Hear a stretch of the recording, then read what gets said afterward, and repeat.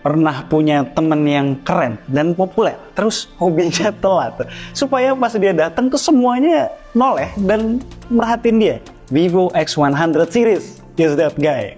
Yo guys, Vivo X100 Pro dan X100 keduanya udah rilis. Gue udah pakai keduanya bergantian sejak 3 minggu yang lalu dan merasa kedua smartphone ini bagus banget, namun punya beberapa problem yang sebetulnya mayoritas nggak ada hubungannya sama sekali dengan kualitas device sendiri. Mau tahu gimana real experience menggunakan dua smartphone ini? Yuk kita bahas.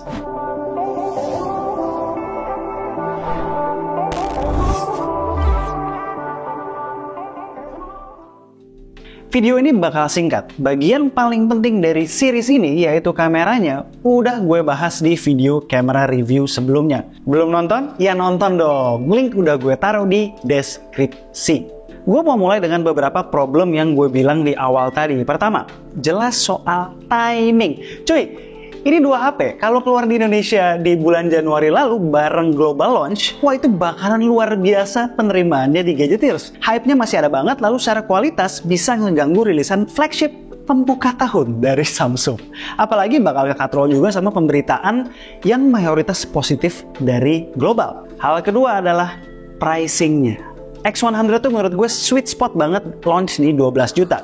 Dan kalau kalian tipe yang rela hunting di marketplace, itu udah ada yang jual di kurang lebih 11 juta tanpa bonus. Mungkin repack, mungkin enggak, entahlah. Yang gue berasa kurang seksi adalah X100 Pro-nya soal harga. Gap 5 juta menurut gue terlalu jauh, secara perbedaan utamanya tidak sejomplang itu. Contoh perbedaan-perbedaannya, main camera non 1 inch di X100 versus 1 inch di X100 Pro. Lalu ada beberapa fitur kamera yang beda, USB 2.0 versus USB 3.2, baterai 5000 mAh versus 5400 mAh, dan wireless charging. Soal charging malah X100 biasa lebih cepat sedikit di 120 watt. Secara timing ngecharge juga lebih cepat full kan, karena baterainya lebih kecil.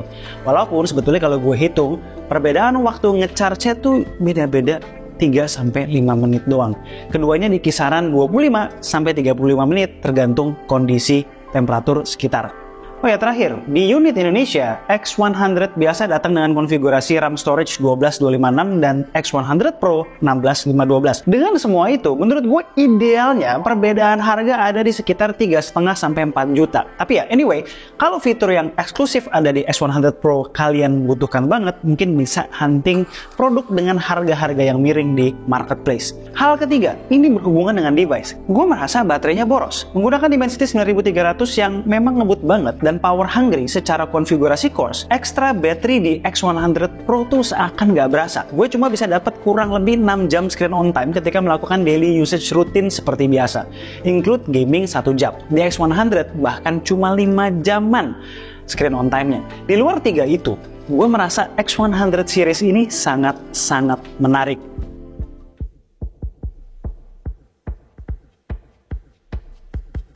Secara perbedaan, udah gue bahas tadi ya, gue bakal lebih fokus ke X100 Pro-nya. Pertama, soal desain. Keduanya berasa premium dengan material kaca dan frame metal. Back covernya ada texture sunburst finish yang bisa memantulkan cahaya. Jadinya, walaupun unit gue ini berwarna hitam, itu tidak terlihat membosankan sama sekali. By the way, ada 2 warna ya khusus untuk X100. Selain Asteroid Black, ada juga Star Trail Blue. Untuk desain belakangnya itu didominasi modul kamera bulat dengan ring berbahan stainless steel dengan standar aerospace. Kalau bahasa kerennya Vivo, Moon Halo and Sun Halo design. Hal ini sekaligus seolah menandakan ini HP yang fokusnya tuh kamera. Dan memang seperti kalian lihat di kamera review kemarin, hal ini diperkuat oleh hasil-hasil yang memang luar biasa. Balik ke depan, kita disambut layar berdesain curve dengan bezel-bezel yang sangat tipis. Gue pribadi prefer flat screen ya, atau layar yang cembung 2,5D gitu. Tapi selera lah, ada yang prefer look premium dan handling yang enak dari sebuah 3D curve screen juga. Dan ngomong-ngomong soal handling, lumayan berat loh ini yang Pro di 225 gram. Ngomong-ngomong soal layar, dia pakai layar AMOLED LTPO beresolusi 1,5K dan refresh rate 120 Hz. Terang juga peak brightness-nya ketika playing konten HDR di kondisi cahaya terang sampai 3000 nits.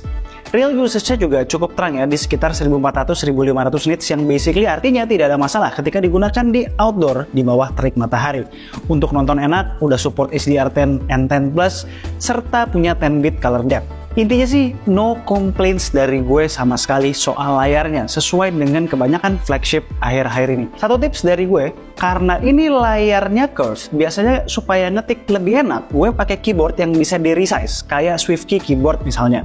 Dan gue resize kiri kanannya sedikit menjauh dari curve edge supaya lebih responsif. Soalnya kalau terlalu mojok kiri atau kanan dan kena curve screen-nya, itu biasanya kena efek anti-accidental touch. Jadi kadang tuh berasa kurang responsif. Terakhir, layarnya terproteksi kaca Shot Sensation Alpha. Next, kamera. Udah ya? Woi, ditontonlah video kamera reviewnya, lengkap tuh. Udah gue taruh di deskripsi linknya. Lanjut ya, performa. Baik Vivo X100 maupun X100 Pro, dua-duanya pakai Dimensity 9300. By raw performance kenceng, Antutunya 2 jutaan. Nah, gue sempat worry ya karena melihat hasil 3D Mark-nya yang antara 50-60%. Wah, panas dan throttling nih. Ternyata ketika dites di real gaming situation, tidak begitu. Main Genshin Impact, settingan tertinggi, dia bisa stabil di 60 fps. 30 menit cuy. Yang impresif lagi adalah suhu internal tertingginya cuma di 42 derajat. Ini gokil juga nih ya. Buat player ML di X100 Pro, settingan refresh rate dan graphicsnya udah sampai ultra dan di PUBG udah kebuka sampai smooth ultra extreme. Dipakai gaming berat handal, dipakai daily apalagi. Gue nggak merasakan ada problem sama sekali di luar soal baterai yang sedikit boros tadi dan mungkin soal panas yang anget-anget lah khas flagship. Paling sering gue rasain adalah ketika lagi ngedit video di ruangan non AC. Next, OS sentuh senang dan hal-hal lain yang penting gue note.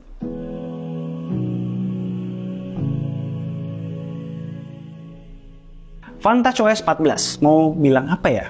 Kayaknya K7 udah sering juga ya bahas Vantage OS. Buat pecinta UI yang simple, hampir nyerempet stok Android, harusnya suka Vantage OS. Straightforward, nggak neko-neko, nggak kebanyakan fitur. Cuma buat yang suka UI yang berkarakter, punya ciri khas, atau simply mencari sesuatu yang baru, Vantage OS udah mulai berasa boring. Harapan gue satu ya, Origin OS yang ada di China sana bisa dimodif sedikit, nggak plek-ketiplek di port ke global ROM, lalu diboyong ke market internasional. Kenapa gue bilang harus dimodif? Karena Origin OS menurut gue terlalu rame. So, yang terbaik adalah di tengah-tengah antara Vantage OS dan Origin OS. Anyway, Vantage OS 14 di sini berbasis Android 14 dan dapat janji upgrade 3 kali Android version dan 4 tahun security patch. Ini juga hal yang perlu di-concern ya oleh Vivo karena harusnya flagship Android zaman sekarang 4 kali Android update itu mesti kudu deh. Yang patut diapresiasi adalah konsistensi Vivo deliver update tiap bulan, at least berdasarkan pengalaman gue sebelum-sebelumnya. Posisi sekarang adalah security patch Mei dan video ini ditayangkan di bulan Juni. Dan update-nya pun itu nggak cuma update. Ada fitur yang dibawa. Gue inget di awal tahun ketika mencoba unit non-resmi, kamera depannya tuh masih 1080p videonya. Sekarang udah dapat update jadi 4K 60 fps. Nice. Terakhir ada beberapa hal yang perlu gue mention juga nih. Haptics-nya tuh empuk ya, ala flagship. SIM card slotnya dual SIM only, no micro SD slot. Yang support eSIM hanya di versi Pro, versi biasanya enggak. Keduanya udah tersertifikasi IP68 dan keduanya punya stereo speaker yang cukup bagus.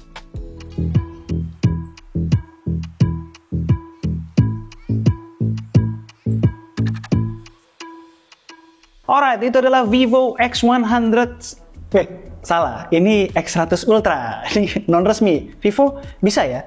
Mudah-mudahan tahun depan versi Ultranya masuk. Karena ini X100 Ultra. Itu asli keren banget dan udah jadi daily driver utama gue. Flagship dari Vivo ini menurut gue serba bisa ya. Dengan harga yang kalau dibandingkan dengan direct kompetitornya kayak Xiaomi 14 untuk Vivo X100 atau Galaxy S24 Plus untuk Vivo X100 Pro. Secara value yang ditawarkan itu sebenarnya sangat-sangat kompetitif. Kameranya top, desain premium, performa kencang.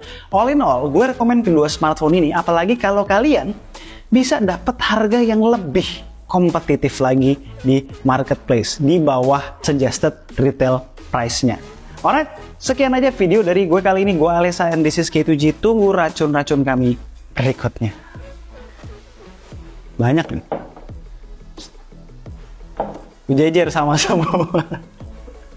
Gue jadi fanboy Vivo apa nih?